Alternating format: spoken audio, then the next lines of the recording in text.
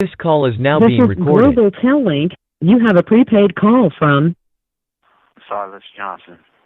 an inmate at the Centinela State Prison, Centinela, California. This call and your telephone number will be monitored and recorded. You have a prepaid call. You will not be charged for this call. To accept this call, say or dial 5 now. Thank you for using Global Tel Link. Hello. Hello? Hey, how's Yeah. it going? How's it going tonight, Silas?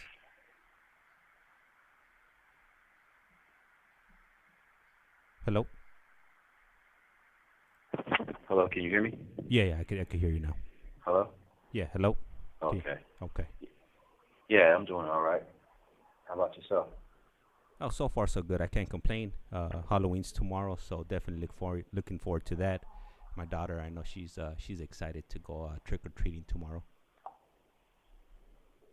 That's right, man. That's right. I remember those days. Man, yeah, man. I used to love as a kid, going around to different neighborhoods and getting candy, and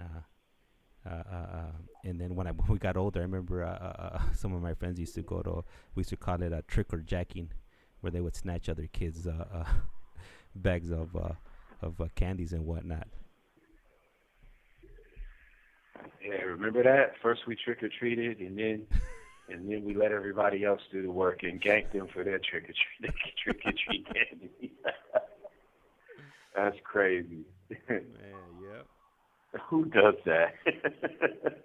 Yeah, imagine and then you don't even think about the consequences.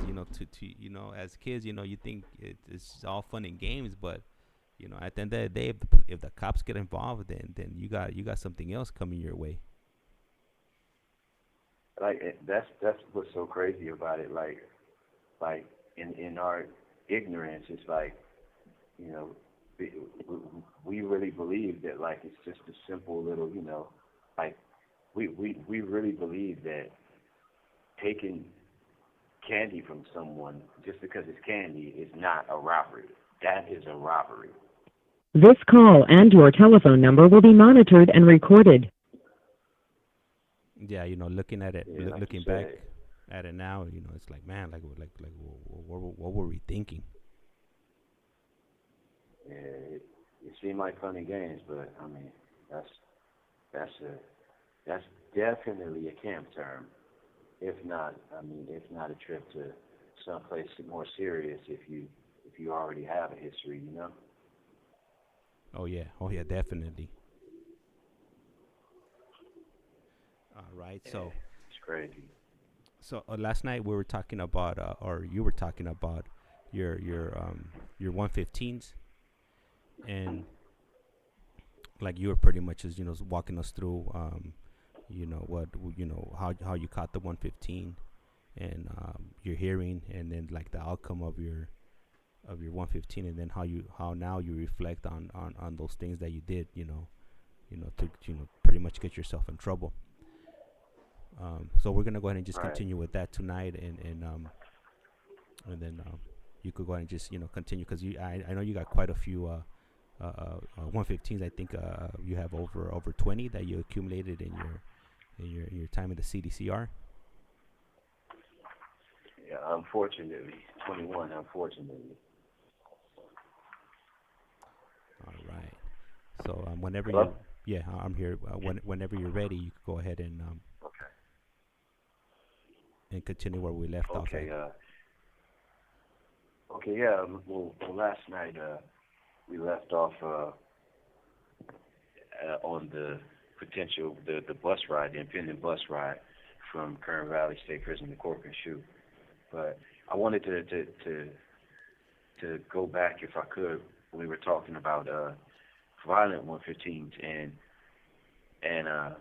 in 2004 and later on in Corcoran Shu, I got 115s for cell extracting. And while those RVRs weren't me committing violence, I count getting sprayed with OC pepper spray as a violence enacted. So, I mean, it wasn't violence that I committed, but in my, my estimation, and in the suffering that my cellmate and I went through, it was violence enacted on us. Yeah, so to give you a little backstory, it was June 12, 2004, C-Yard, Salinas Valley State Prison, and the whole yard is locked down. And there was a captain that had come to the yard from, I believe it was A yard, and she just slammed the yard down. And for no reason whatsoever. I mean, the yard was, programming it. Well, I say it was programming because, it was just running how it was running. There was violence every other day. Every day there was stabbings. But that was just the nature of what Salinas Valley was at the time. And so, I guess the captain took it upon herself to shut the yard down and try and institute like an incentive-based program and like bring us up slowly off of lockdown. So everybody decided as a collective, all of the races, that we were going to board up and stop programming and delay their count and sell extract when they came. So there are 8 buildings on the 180, and the C-Yard was divided in 4, 1, 2, 3, 4, building 1, 2, 3, 4, tall concrete wall with a catwalk for the gunner, and then the upper yard consisted of 5, 6, 7, and 8 buildings. Well, I was in 5 building at the time, and so the upper yard was the first to board up, and you're talking about approximately 200 cells in the building, 200 people in a building, in 4 buildings. So everybody's boarded up. The SEALs come by for their security count, and they can't see inside. We board up the back windows, the front windows, and they walk by every time for counting. The windows are obstructed. When they brought dinner in a cart, and no one opened their trays and for dinner, because they wouldn't give you a tray if your windows were boarded up. So essentially, they just brought the cart in as a show, and said it was dinner time, but everyone ignored them. And so we were like this for almost 36 hours. The third day, they started in 8 building. They extracted everyone in 8 building. Every single cell, black, white, Asian, Mexican, northern, southern, it didn't matter. Every single person extracted. And so they did this with 8 building, 7 building, 6 building. And finally they got to our building. And at the time I was in C-section, and they extracted us first. So they went upstairs. So at the time, we had newspaper covering the windows so we could peek in the little cracks and see them. And they were coming in with like something that looked like a batter ram that had a OC pepper spray on the end of them and a lever. So it was like almost as big as like a fire extinguisher, the metal tubes. And so people were obstructing their tray slot doors. And because there's a tray slot that they put a padlock on, they can take it off and open it up, and they would push that little metal pole in there and spray. And so people were, like suiting up, like making little hazmat suits in the cells with like milk cartons and T-shirts and just wetting all this stuff to try and withstand the pepper spray. But people were coming out because for anybody who's ever experienced OC pepper spray, it's the technical term is oleoresin capsicum pepper spray, and it burns like it takes all of the oxygen in the air. It burns like hellfire on earth. And the sickest twist to it is that it has a citrus smell to it. It's just like cayenne pepper personified with fire. So everybody extracts. They come to the door. They open the tray slot. I stand up on my toilet, the sink on the top of the sink, and my cellie is in the back of the cell.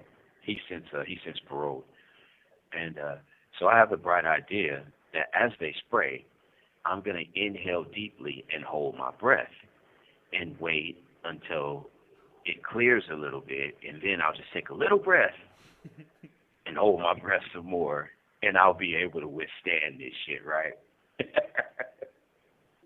So, so I'll read the 115, and then I'll just conclude where I left off. On Monday, 7/12/04, as staff began an organized search of all cells on Facility C, inmate Johnson and his cellmate participated in a mass protest by refusing to exit their cell in Building 5 and willfully obstructed officers from performing their search. This call and your telephone number will be monitored and recorded. Inmate Johnson was assigned to C5 bunk 130 lower. Because of this, tactical cell extraction teams were formed, and the necessary amount of force, oleoresin capsicum pepper spray, was required to remove them from their cell. Their actions not only prevented Facility C from returning to normal program in a timely manner, but also disrupted institutional operations on other facilities and disrupted count procedures. Well, yeah, so the reason why it disrupted other facilities is because cops from other yards were diverted over there because everyone was extracting. So anyway, I'm on the sink, and they spray in the cell. They open the tray slot, they spray in the cell. And I take my breath, deep breath, and that's probably 10, 15 seconds maybe. So I open my eyes, and like it's just a nightmare. Like I instantly it gets in my eyes, and I panic, and I'm like, okay, let me take my little breath now. And as soon as I tried to suck in air, I'm just hacking and coughing. I fell off the sink. I've never in my life felt anything like that in my life. I mean, I was burning everywhere. Like, it was just everywhere in my eyes, in my mouth, my nose, just picture snorting pepper, opening a jar, some pepper and just snorting it. Like, that's what it felt like. And so, like, my nose is running. It's just my eyes, just spit everywhere, snot. And so they asked us to remove all the window covers. So I removed the front window covers by the sink, the toilet, and the front window covers. And my cellie is in the back. And they cracked the door because when they cuff us up, they're not only cuffing us up from the back, our hands, our wrists, but we have to kneel on the ground, and they're shackling our feet together, our ankles together with some chains. So I'm on the ground getting handcuffed to get my ankle shackled, and my cellie's still in the back of the cell with the window cover, and they're like, tell them to remove the window cover. So I'm like, take that shit down, take it down. Like, I want out now. Like, I'm not big and bad anymore. The revolution is over. Let's get the fuck out of here. So he takes it down, and they cuff him up, and eventually they take us out of the cell and walk us through the day room, out of the building. And I can't see, like I can barely, like they're escorting me. They have both one seal on each arm, and so they take us into the grass on the yard. And they have a water hose, and they put water in our face and spray us down with the water hose while we're on our knees on the yard. And I look out at the other buildings on the yard, 6, 7, and 8. And out of 6 buildings, the building right next door, they're taking some Southern Mexicans out, and they're bringing them out on the grass, and they're bringing them out like by twos, their cellies. But there are like 50 of us on the yard in a line, getting the water hose sprayed in our face, and like everyone's just hacking and coughing and just dying. And so we sit out there for probably You have 60 seconds remaining. Probably 15 minutes, trying to catch our breaths, and all we have is our boxers on. Like, it's nothing. We had to strip out, so there's nothing else on but boxers. So everyone is out there in their drawers, and half the white boxers are orange from the freaking pepper spray. And so they finally take us back in the cell, and they've taken all of our property out of the cell. The only thing that they left in our cell was the mat. the mat. That's it. And all of our property is pushed in a pile in the day room. Everyone's personal property is mixed up with everybody. And yeah, so we stayed like that for like 2 days. And I don't know if anybody's ever been sprayed with OC pepper spray, but it activates every time you wet it and wash it. So when we shower, it burns all over again. And the place that it burns the most, if you're a man, is your testicles. For some reason, whoever. All right, so we went ahead and reached the 15-minute mark. He should be calling us back shortly, and I did see a question from Lisa. So as soon as he calls back, then I'll go ahead and ask him if he really did that. And just have a question. I got a new mic today. Is this mic sound similar to the one I previously was using, or is it louder or lower, or how does it sound?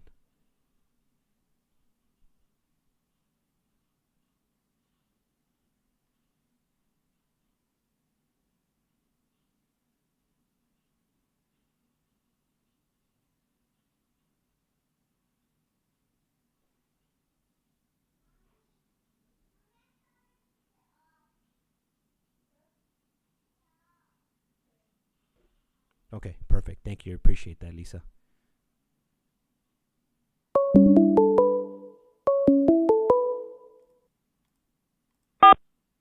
This call is now being recorded. This is Global Tel Link. You have a prepaid call from Silas Johnson. an inmate at the Centinela State Prison, Centinela, California. This call and your telephone number will be monitored and recorded. You have a prepaid call. You will not be charged for this call. To accept this call, say or dial 5 now. Thank you for using Global Tel Link. Hello, Silas. Hello. All right, thank you for calling back. But before I forget, we do have Lisa in here, always showing support as always. Hey, what's up, babe? And she actually put a question in here, and it was in regards to how we were talking about the trigger jacking, the candy and whatnot. She's asking, wait, did you really do that? Referring to the candy. Yeah, we did. I did. Yeah. Yeah. I'm getting myself in trouble. Yeah. I set you up for that one. Yeah, I did, babe. I did. It was rotten, but I did. I thought she was asking me. Go ahead. I thought she was asking me in the chat, so I put that I didn't do it, but my homies, the ones I hung around with, definitely did do that. Yeah. I did. I'm getting in trouble with the fiance. You didn't disclose that. You didn't disclose the Halloween. No, I didn't. I didn't disclose that when I was a teen, I was taking people's candy. No, I didn't disclose that. She put SMH, shaking my head, laughing out loud. It's the past. I was a kid. Yo, yeah. Yeah. But yeah, so I mean, that was just one of the worst experiences in here, man. I mean, I would rather be beat senseless with a baton than be sprayed like that with OC pepper spray. I mean, it's that bad. Because an ass whooping, you'll feel some lumps, but by day 2, I mean, if you hurt, you just hurt, and eventually it subsides. But that is just it just stays, and it just, I mean, it takes at least 3 to 5 days for the effects of that to completely wear off. If you shower soap, it makes it burn. if you sweat, it activates it and it makes it burn. Like there's, like if you rub it, if you scratch, like anything makes it burn. Like it's just it's unreal. So yeah, I just wanted to disclose that little bit of that little slice of heaven for anybody that's thinking about coming to prison to sell extracting.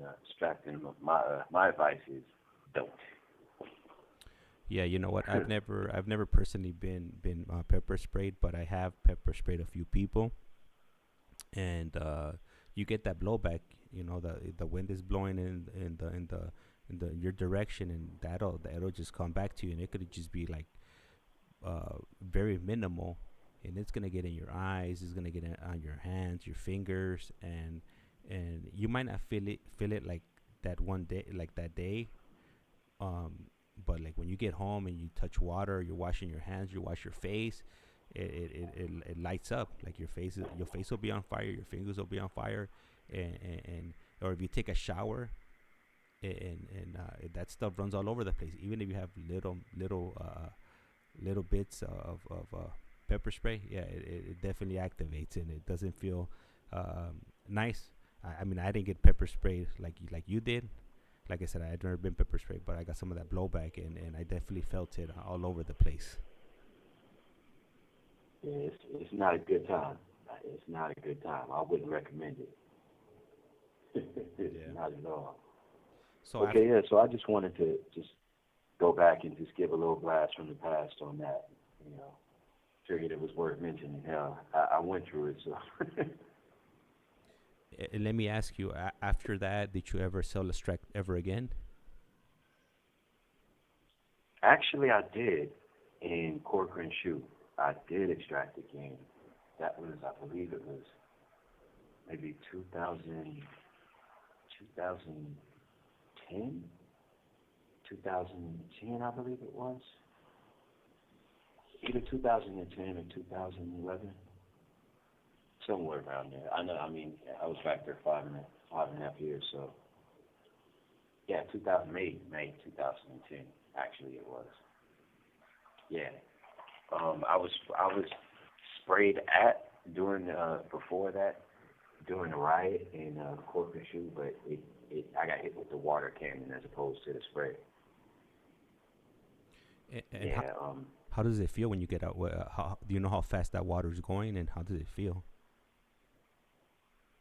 Well, I had on some shoes, and it hit me in my shoe, and it took my shoe right off. I was fighting in a shoe and a wet sock.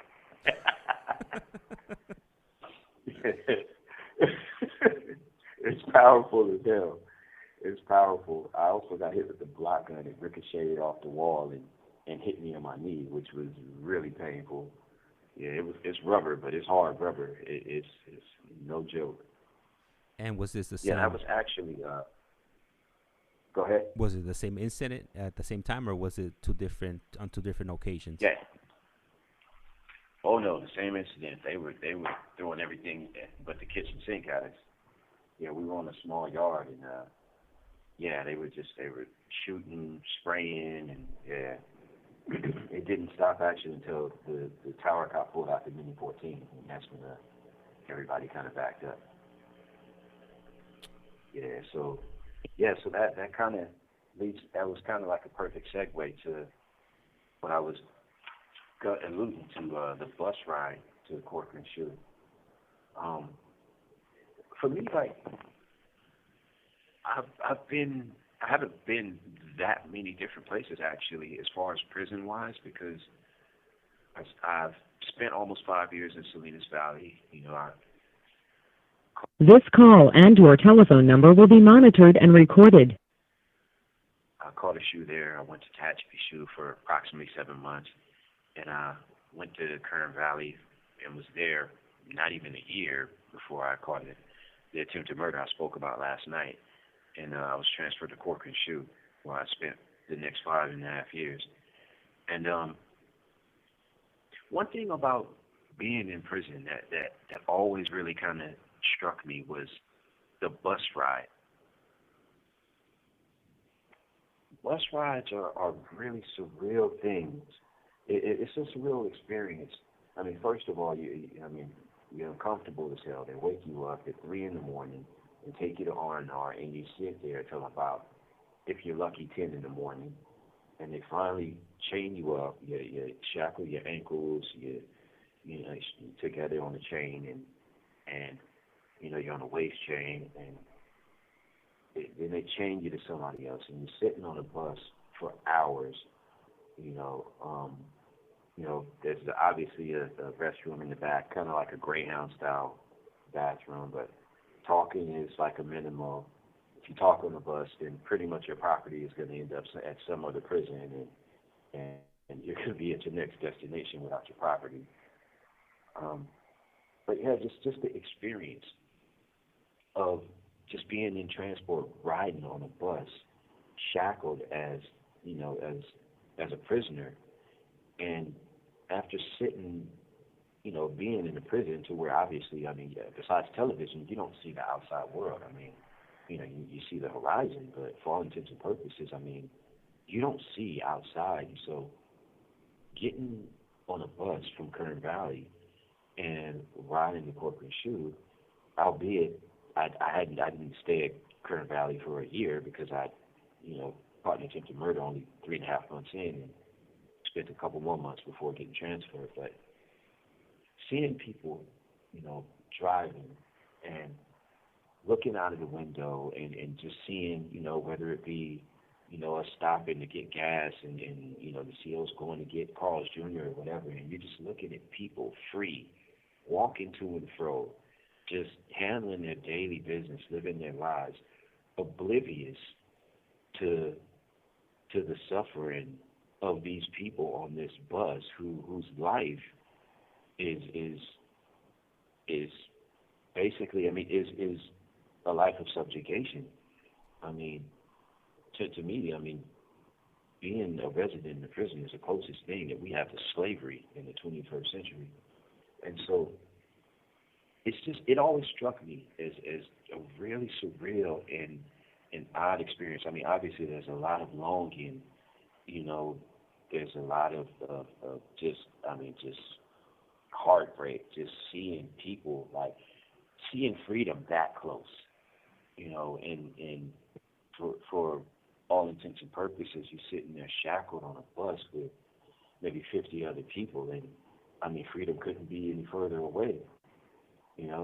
The irony is that when you're shackled on a prison bus and you're driving on a highway or wherever you are, your freedom is probably closer if you're on a prison yard behind an electric fence and razor wire, because it might as well be, and that was always something that kind of struck me, the transport from prison to prison as a prisoner. It's an experience that I can't even really explain emotionally what it feels like to spend at that point.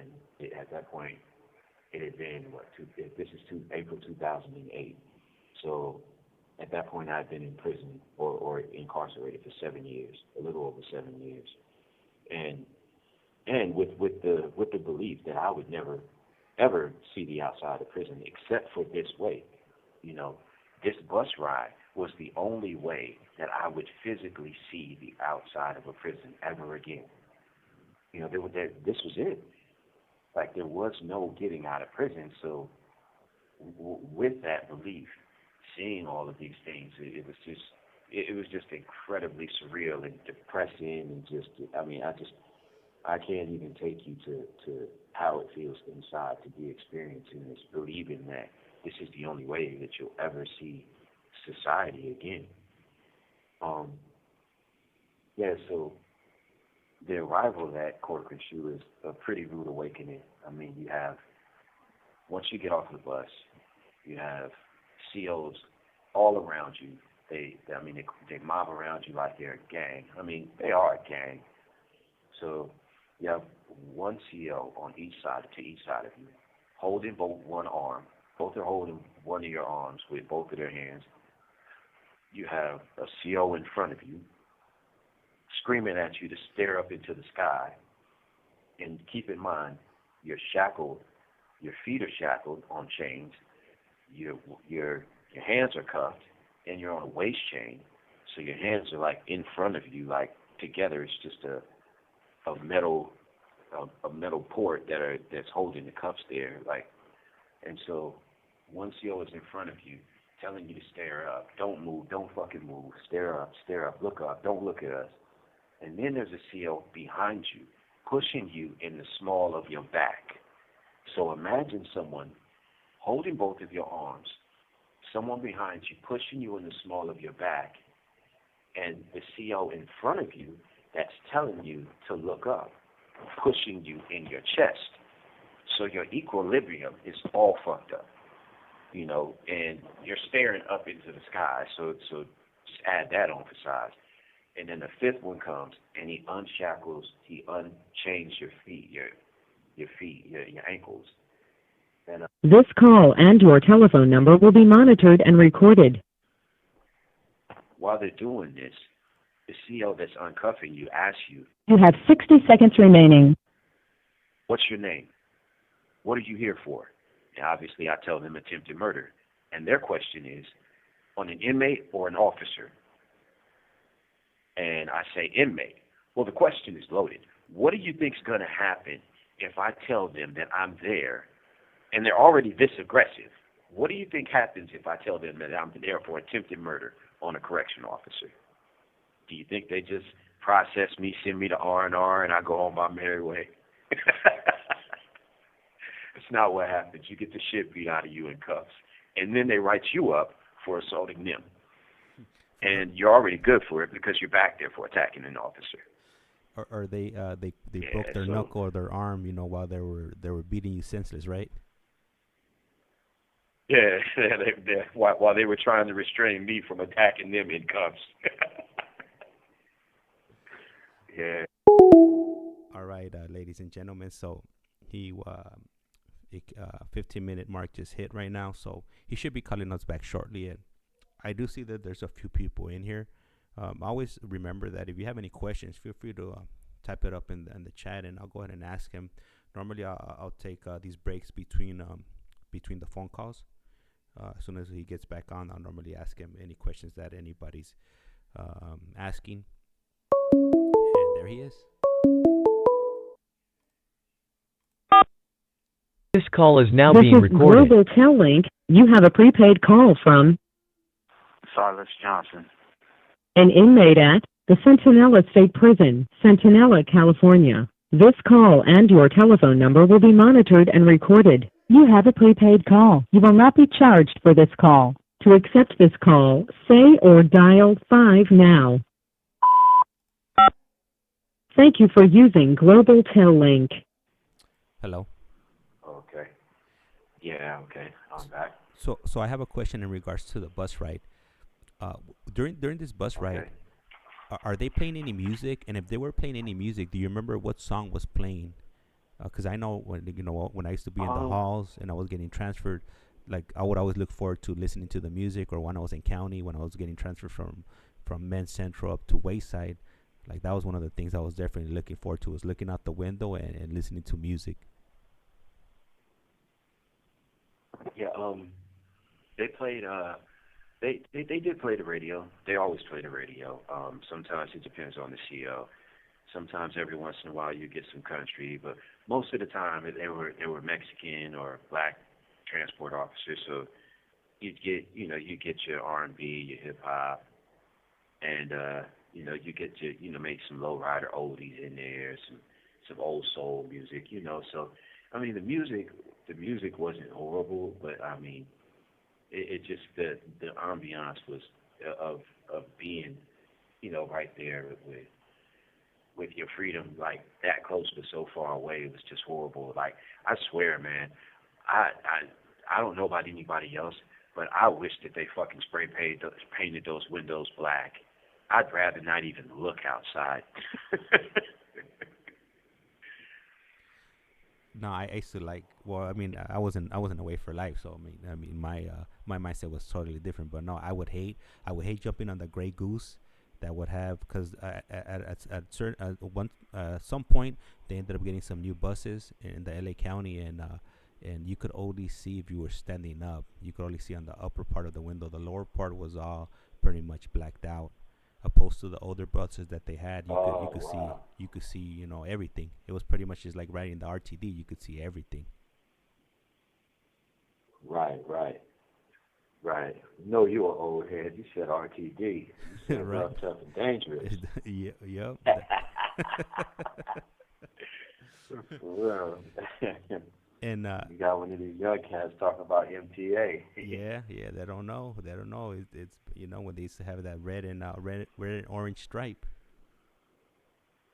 Yeah, yeah, man. My dad drove for them for almost 30 years, man. Mm, Both MTA and RTD. Man, I was one of them dudes. Your dad used to have to kick off the bus that was tagging up those buses. Grilling the buses. Catching them outsides, doing all of that nonsense. Man, for real. And I want to go ahead Yeah, and so I want to give a shout out to Elias, man. He just popped up right now, and he has a he has a question for you. He says, "Was Silas subliminally wishing for the bus to crash?" man, I can't tell you how many times I've had like a. Remember the scene in 48 Hours too when the bus flips over like 20 times. Like I can't tell you how many times I had a fantasy about some or either that or somebody coming to jailbreak somebody and I'm just a fortunate serendipitous recipient of all of this shit This call and your telephone number will be monitored and recorded. and I'm trying to hobble away to someplace. Like they just throw the handcuff keys and Yeah, here you go. yeah, like, yeah. I mean, I used to think about that all the time, man. Like, it's funny the places that the human mind will go, and I mean, because those are just desperation, it's just like, I mean, those are just desperate thoughts, like, yeah, it's a trip, but yeah, I definitely fantasize about the bus crashing, flipping over, getting rescued, just anything, just to be freed of that situation, man. Absolutely. Yeah, man, I'll be thinking the same thing. Yeah. So I arrived in Corcoran April 2008, and it's pretty eventful until I bumped into one of my homies at medical, and he told me that there was an incident, that was imminent with the Northern Mexicans, and so they sent word for me to report to the building. So a couple of days later, I got moved from 4A1 left to 4A4 left, and I moved in with my old cellie, and so he briefed me on the situation and let me know that it was pretty much going to go down or whatever. So, but we were waiting for something to clear or whatever, politics. So eventually, not even 2 weeks later, while we were on the yard, that's when the riot occurred. Um, and so I'll go ahead and read the official report, and then I'll get into it. On 11/22/08 at approximately 11:40 hours, while assigned to 4A4 left yard observation officer, I saw inmates willfully participating in the riot on yard 2. I immediately activated my personal alarm and ordered the entire yard to get down in a prone position. The riot continued. The riot continued in non-compliance with my repeated orders to get down. I then discharged my first direct impact round from my assigned 40 millimeter projectile launcher serial number 18197 towards one of the aggressors. Zone 1, upper right leg with negative results. This is me. The riot continued. I then discharged a second direct impact round, taking aim at one of the aggressors, zone 1, upper left leg with negative results. The riot continued. I then discharged a third direct impact round, negative results. I then discharged a fourth direct impact negative round negative results. At this time, responding staff arrived. Officer Cedillos and Officer Urena. I then discharged a fifth direct impact round, taking aim at one of the aggressors' zone 1, upper right leg. At this time, Yard 2 began to comply with orders to get down in the prone position. At this time, Yard 1 got up and started willfully participating in the riot. Correctional Officer Cedillos verbally ordered the Yard down. The riot continued. CO Cedillos then discharged his 40-millimeter projectile launcher, firing a direct impact round with negative results. I then discharged my 40-millimeter projectile launcher at one of the aggressors on Yard 1, taking aim at Zone 1, upper left leg, with negative results. The riot continued. CO Cedillos then discharged his second direct impact round, and CO Urena discharged the Hydro Force water cannon. At this time, the Yard began to comply with orders to get down in the prone position. At this time, Sergeant Warren and additional staff arrived. Myself and responding staff started recalling the Yard as per Sergeant Warren orders. Yard 1 was recalled without further incident. At this time, Yard 2 was recalled without further incident. Sergeant Warren then ordered me to check Yard 1 and Yard 2 for any involved weapons and retrieve the spent direct impact rounds. After searching the Yard for weapons with negative results, I retrieved all 8 spent rounds. This concludes my involvement in this matter. And so on our yard, where it went up on our yard, we were on Yard 1, and it was a 7-on-6. There were seven blacks and 6 Northerners. Well, there were 8 blacks actually, but there was an older Jamaican brother who was like kicking 70 in their ass, and we just told him, hey, just go in the corner and just sit down. We got it. On Yard 2, there was, I'm looking at this, there were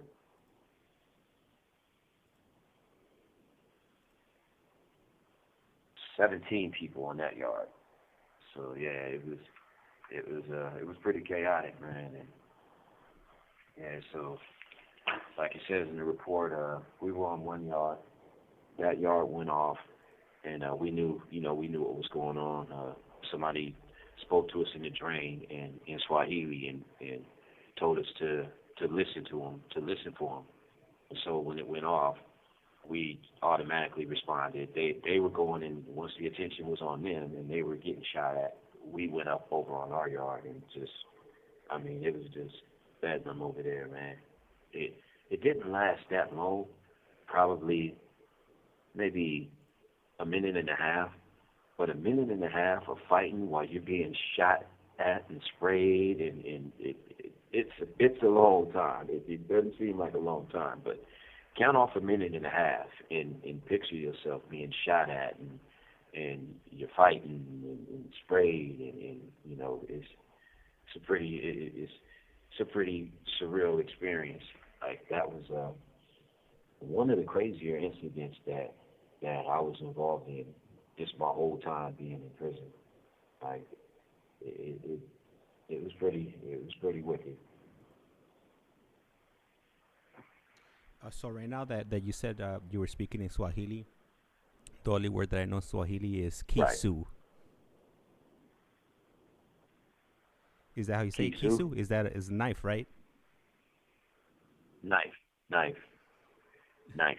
Kisu is knife. Yeah, This call and your telephone number will be monitored and recorded. That's the only word I've picked up so far from these prison shows. Well, but what he said was Sikalisa Aroba Mimi. And what that translates to is listen for me. Like listen for me. Listen to what we're about to do. And so once we heard like the fighting and all of that, and we heard get down, you're like, okay, hey, this is it, showtime. Yeah, but it didn't stop until the CO pulled out the Mini 14, which for those of you who don't know what a Mini 14 is, you can Google it. It's a deer hunting rifle. And you get hit center mass with that, it's over. Like there's medical staff don't even need to hurry up. They can take their time because It's done. You're done. And I know Yeah. earlier on So you mentioned that you were hit with a block gun. When you were hit with a block gun, this wasn't this instant, right? This was when you got hit with the block gun was when was when in a cell. no, this is during the riot. Yeah, this is during the riot. Oh, so you got hit with the block gun during this incident with on this yard. Right. Exactly. Okay, okay. Yeah. So they shot the gun and it glanced off of the wall and hit me square in the knee, and my knee was swollen for like a week. Yeah. Yeah, so Have you ever that was my introduction to cork and shoe. have you ever seen somebody? I'm sorry. Have you ever seen somebody been hit with a block gun and it was like either fatal or maybe like some part of their body shattered, like an eye socket or elbow or knee or whatnot? My old cellie, when I was in the hole waiting to actually go to cork and shoe, he got shot in the hand with the block gun and it blew his knuckles up. Like his middle finger and his ring finger, like his knuckles were just like they were gone. They weren't there. Like the bone just disintegrated. And so his hand is like at a crooked angle like all of the time, and he has like nerve damage in his hand where he can't like really move he can move his hand, but it's not like his hand is a freaking ruin. He got hit, and that was from getting hit in the hand with the block gun. That at the same time, while I was in the hole in Aztec, there was a white guy. He was stabbing somebody, and he was hit in the head with a block gun. He was hitting his eye, and his brain had swollen up. They brought him back there the first night. The first night we were back there, Marcelo and I came from B yard, and he had come from A yard, and they took him out to the hospital, and he never came back. So I don't know if You have 60 seconds remaining. he or if it moved. I don't know. He just never came back. So, and his head was just, when they took him out, like he didn't even look human. That's how big his head was. Man, imagine how what when with that family received that phone call, and like it's not like you could go visit them at the hospital. It's like you're still in custody. They got an officer right next to your bedside or whatnot, and then even worse, if you pass away, probably one of the worst experiences or worst phone calls that a family member could get from the prison about their loved one. Yeah, I mean you're right. I mean there's no, if you get stabbed up in prison, your family it's not like in society. Your family ain't coming to visit you there.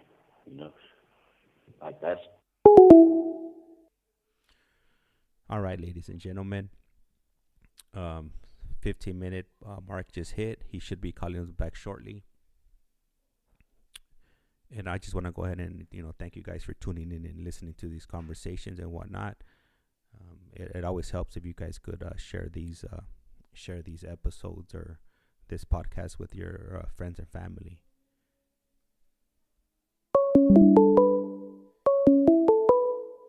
And there he is.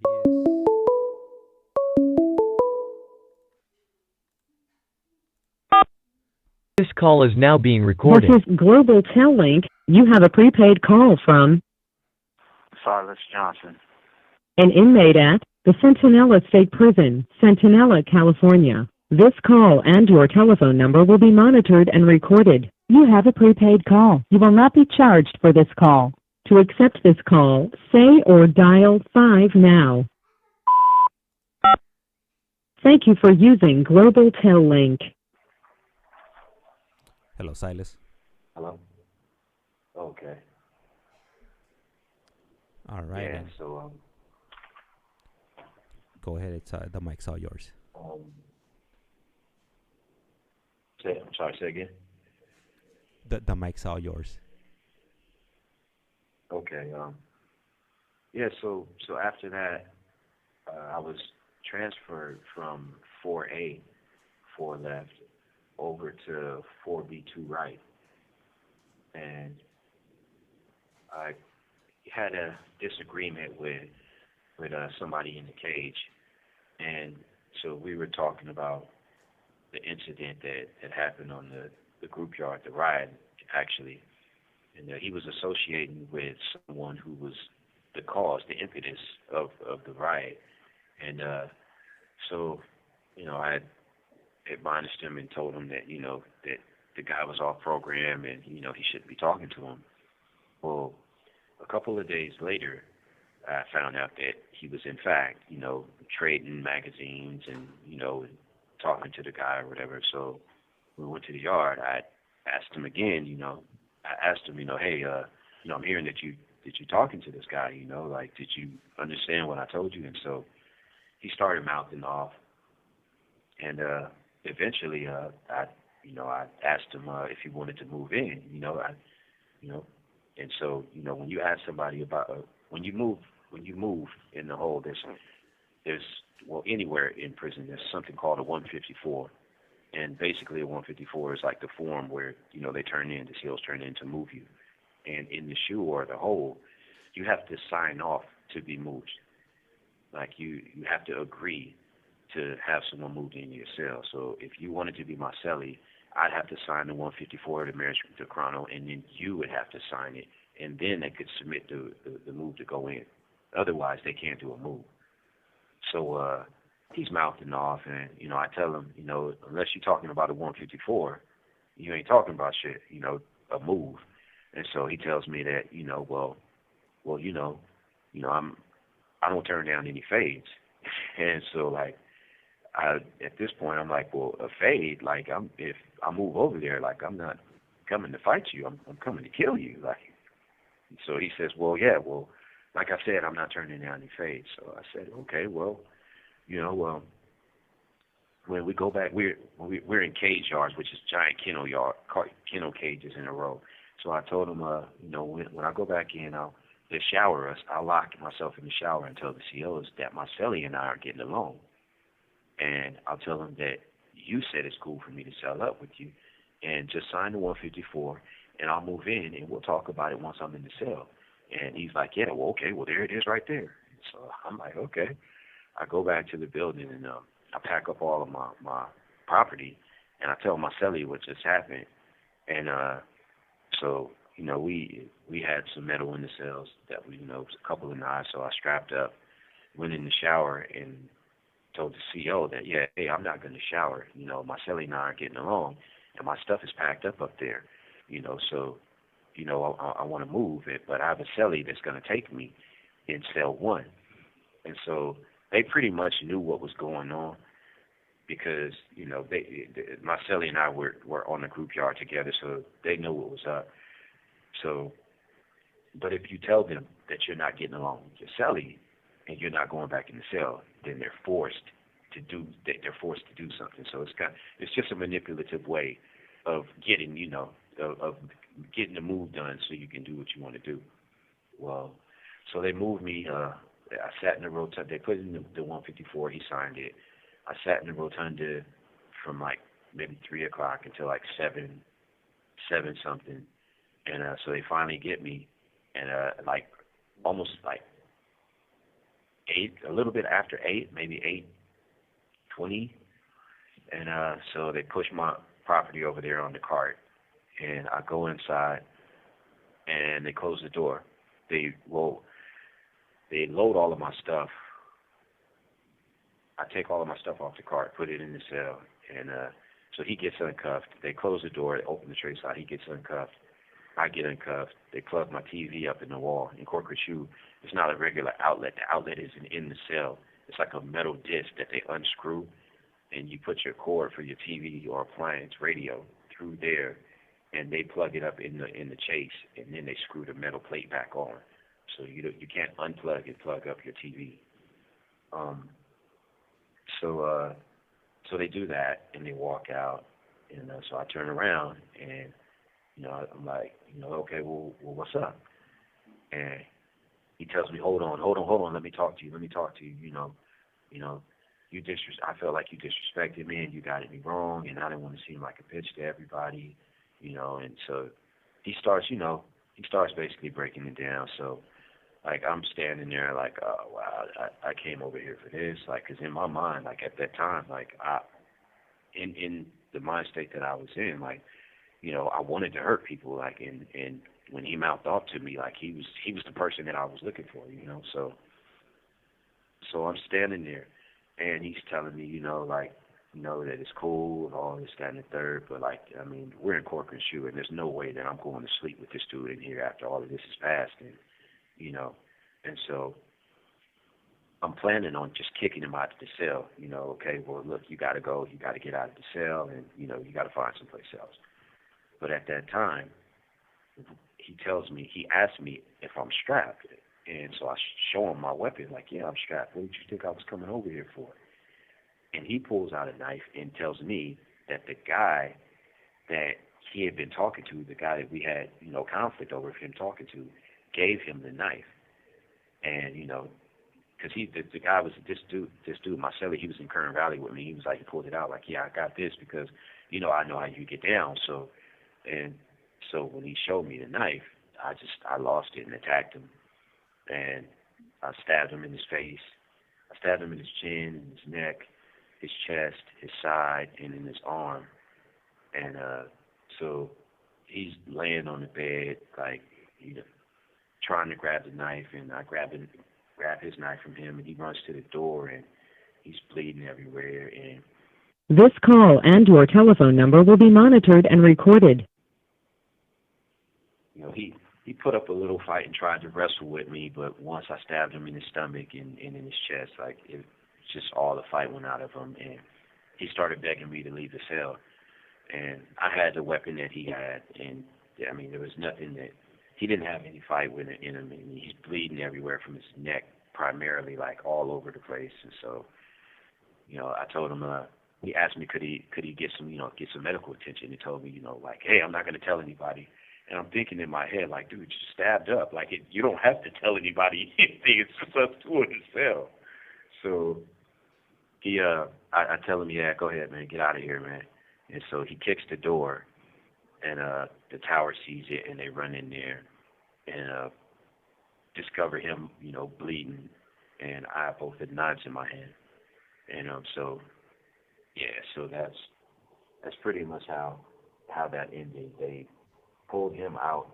They tried to get me to lay down on the floor so they could pull him out. And I just got on my knee, and I had both knives in my hands, and they kept telling me to get down. And, like, there was blood all over the floor, and there was no way, like, I'm going to lay down in it. Like, so I kept telling them, I'm done. Just get him out, I'm done. Just get him. And so eventually they opened the door and yanked him out.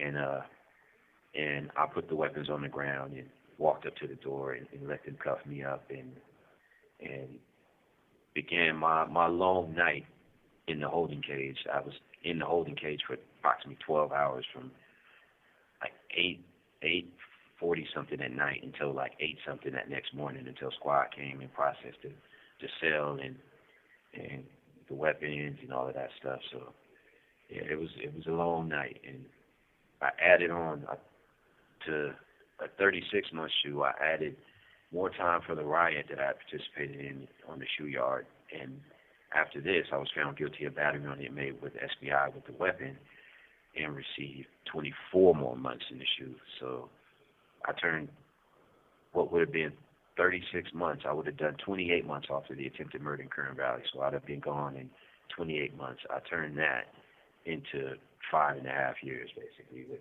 all of the crazy shit that I did back there. Wow, man. And the dude, he made it. This right? call and your telephone number will be monitored and recorded. That dude, he made it, right? Yeah, he lived. Although I heard that because he was only like a few months to the house, and he paroled. I heard that he OD'd on the streets and died. I'm not sure if I don't know if that's true, but I heard that he OD'd. Man, just another sad reality, of being in prison, and then imagine you do some time and then you just go to the street and you go out like that. That's what a Yeah, waste. yeah, it's nuts, man. It's nuts. Uh, right Yeah, now on the but that's I'm reading the comments right now, and I have a question from Eliasman, and okay. he wants to know he wants to know if you could describe the differences between the Crip car and the Blood car and the Bay Area car amongst the blacks.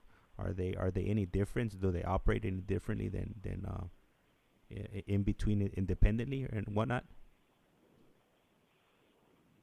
Um,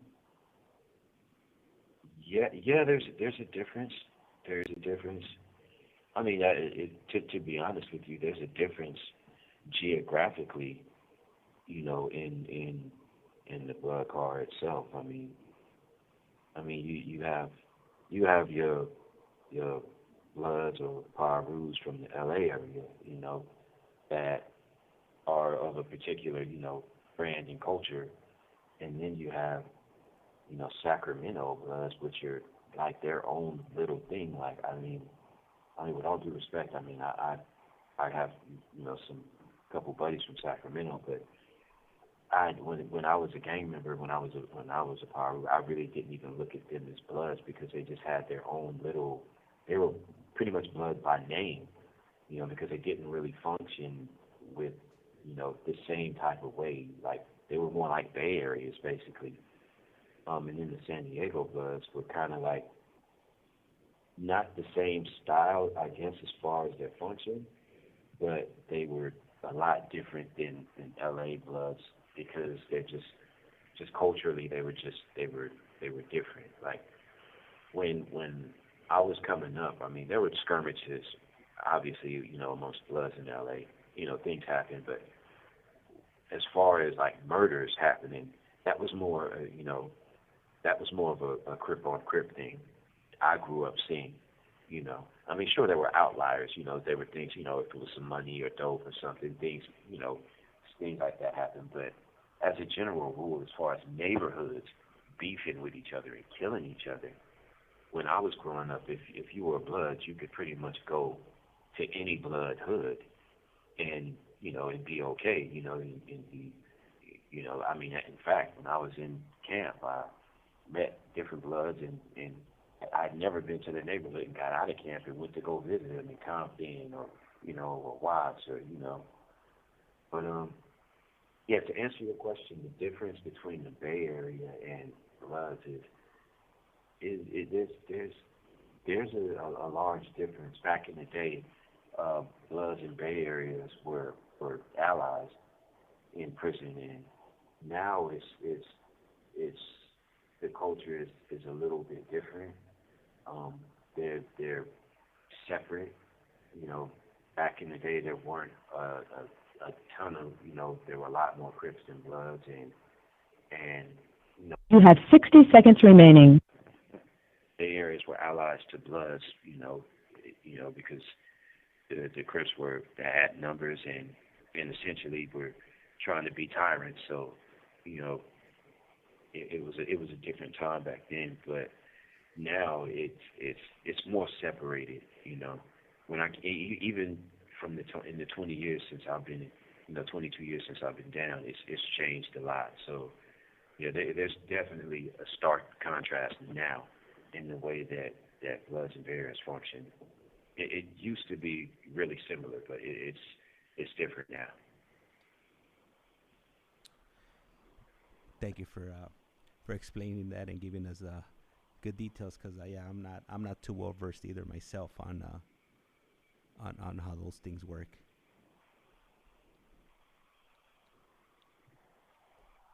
Yeah, it's Oh, all right.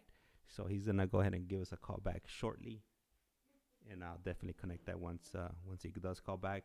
This is probably gonna be our last call right now for the night. We've been on for about a little bit over an hour now. So when he calls back, I'll let him know that this will be the last call for the night. I probably won't be on tomorrow just because it's Halloween.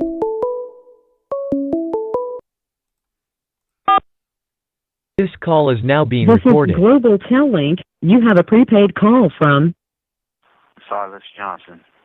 an inmate at the Centinela State Prison, Centinela, California. This call and your telephone number will be monitored and recorded. You have a prepaid call. You will not be charged for this call. To accept this call, say or dial 5 now.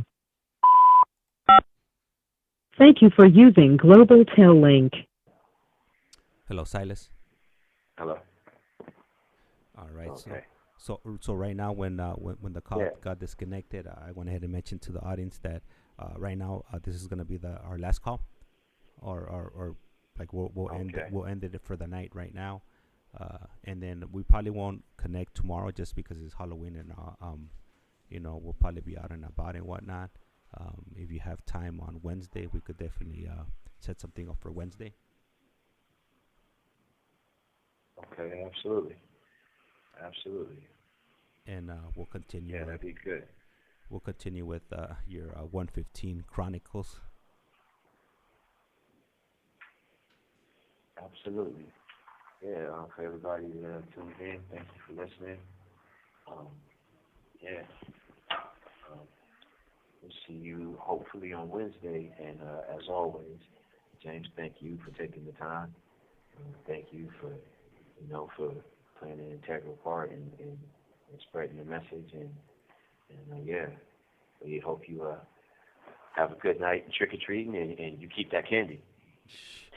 Yeah, no, my daughter's definitely she's gonna hog it up. She got her little McDonald's her little trick or treat basket for McDonald's, and she's ready to go. She's excited.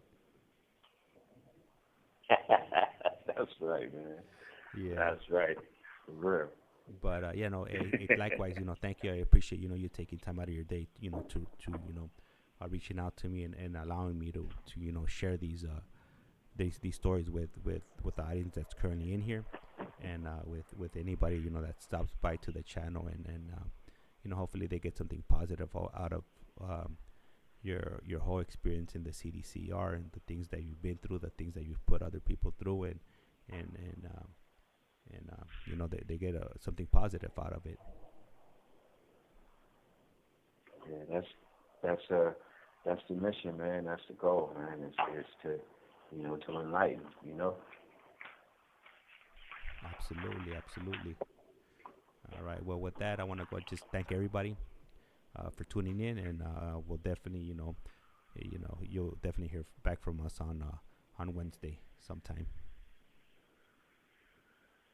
Absolutely. Happy Halloween and stay safe out there. All right. Thank you. You do the same. All right. All right, decided, man. Have a good night.